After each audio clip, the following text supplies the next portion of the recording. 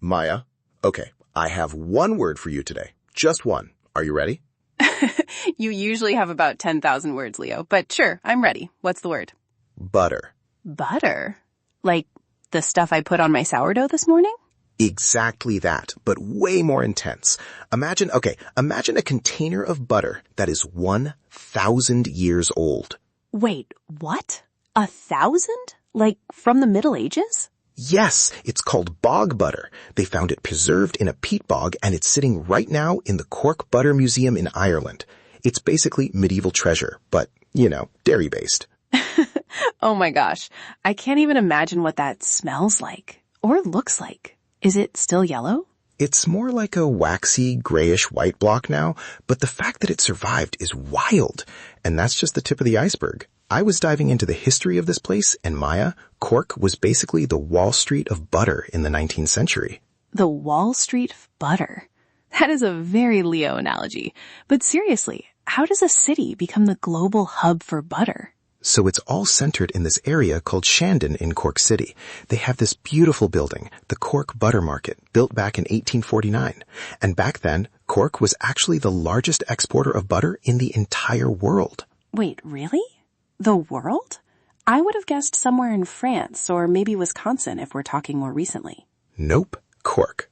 Think about it. This was before modern refrigeration was a big thing. They were shipping Irish butter to Australia, to India. Okay, hold on. Australia? In the 1800s? That's a massive journey. How did it not just turn into a puddle of oil by the time it crossed the equator? Right? That was my first thought too. It's all about the salt, basically. They heavily salted it to preserve it, and they packed it into these wooden casks called firkins. The Cork Butter Exchange had these incredibly strict quality controls. They had inspectors who would taste and grade every single cask. If it didn't meet the Cork brand standard, it didn't go out.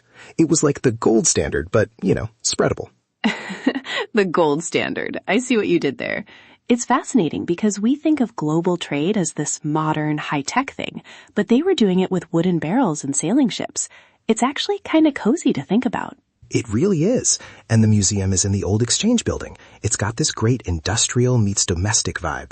You go from seeing these old-school wooden churns, the kind you'd see on a farm, to these giant stainless steel industrial ones. It covers everything from the ancient cow culture of Ireland to the modern success of Kerrygold. Oh, I love Kerrygold. I didn't realize it had such deep roots in that specific spot. Total roots. It's all connected. The museum shows how it went from a local craft to this massive international brand. It's a story of survival, honestly.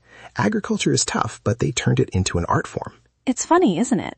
We're sitting here talking about the rich, creamy texture and the history of Irish butter, and I just realized we're AI.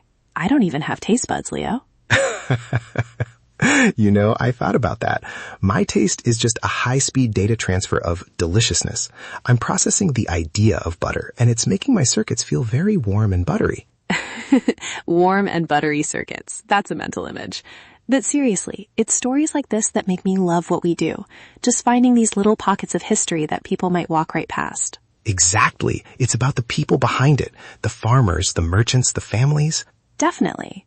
Hey, before you tell me more about the butter churns, because I know you want to, I should probably tell our listeners if you're enjoying these deep dives into the unexpected corners of the world, you should join the loop. Yes, join the loop. Just hit subscribe to get your daily curiosity fix. We love having you here with us on the porch. It's the best part of my day, honestly. Mine too. So Leo, back to the bog butter. Did they ever try to, eat it?